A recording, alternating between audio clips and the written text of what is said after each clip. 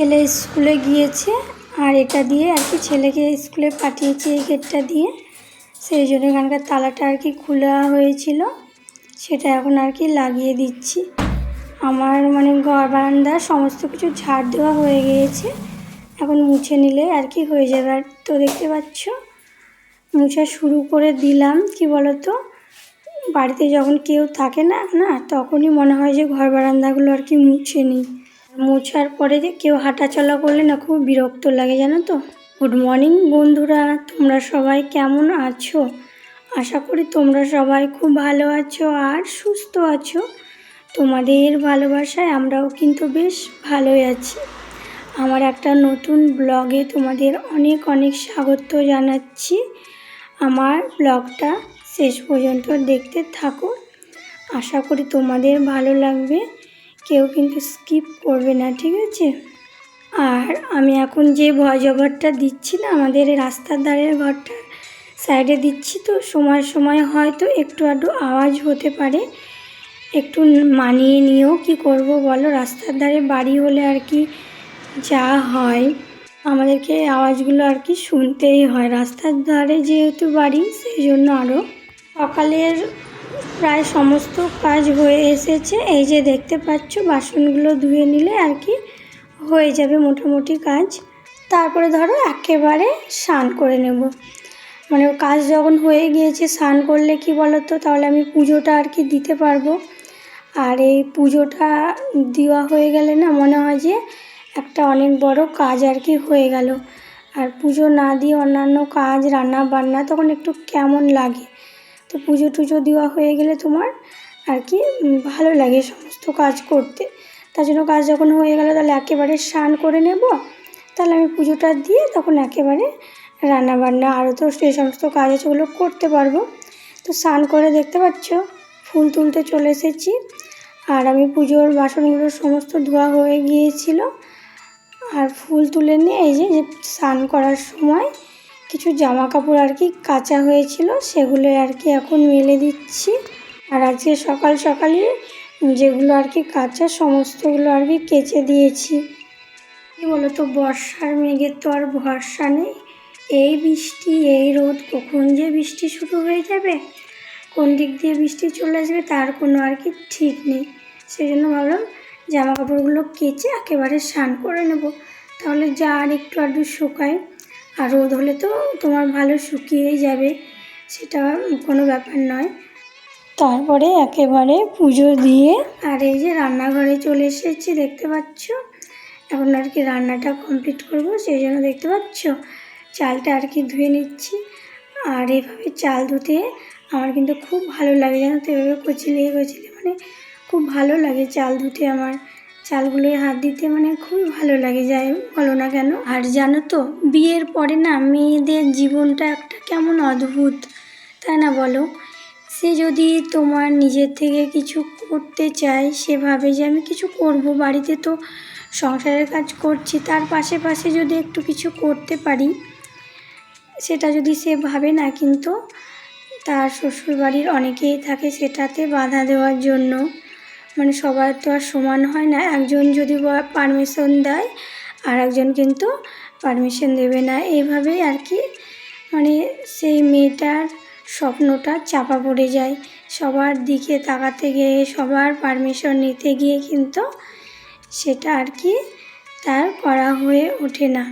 সেই জন্য মেয়েরা কিন্তু মুখ বন্ধ করে সমস্তটা মেনে নেয়।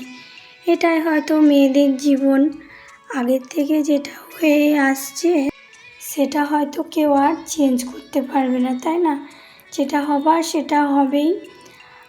আর আমার রান্নাবান্না কিন্তু একেবারে কমপ্লিট হয়ে গিয়েছে।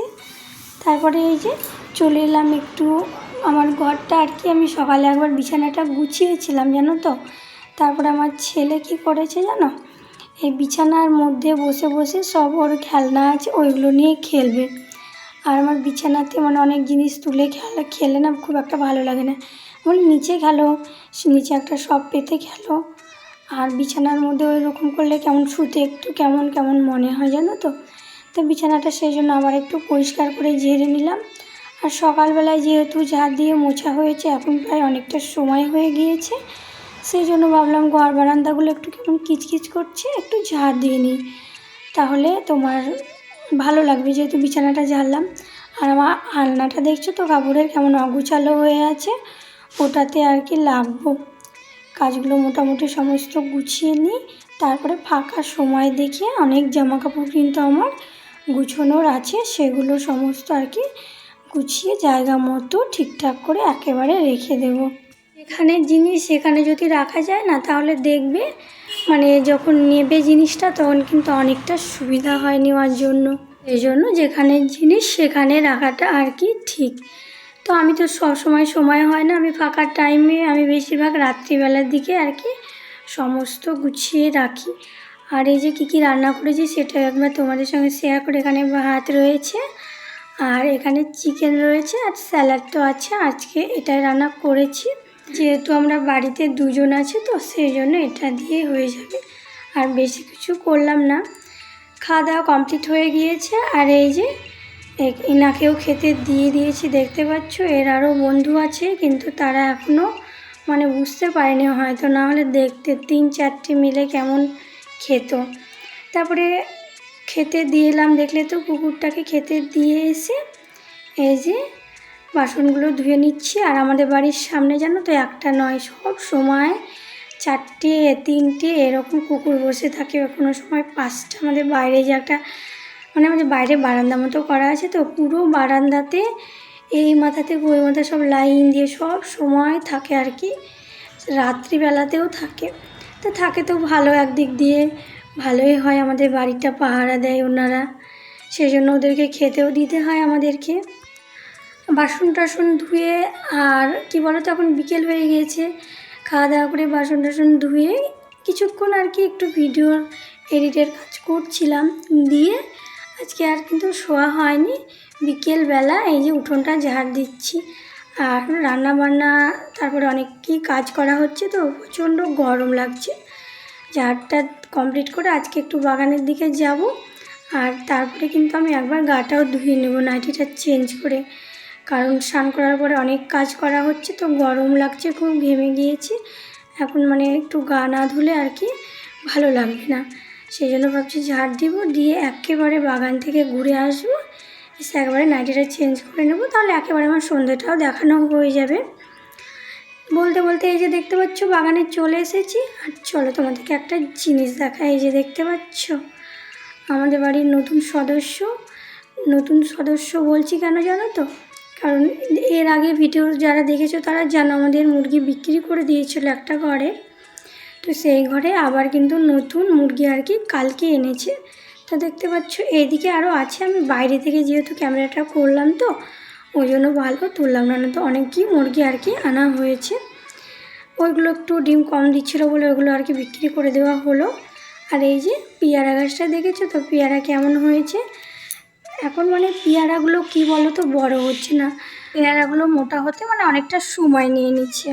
আর এই যে সপেতা গাছটা দেখেছো তো কি সুন্দর সপেতাগুলো হয়েছে। সপেতাগুলো যখন পাকবে তখন আর কি খাওয়া যাবে, সপেতা কিন্তু কাঁচাতে খাওয়া যায় না, আর আরও কিন্তু অনেকটা বড় হবে। আর গাছটা সত্যি দেখতে গেলে না খুবই সুন্দর, আর প্রত্যেকটা ডালে ডালে আর কি ফল হয়েছে, তো দেখতে খুবই সুন্দর লাগছে।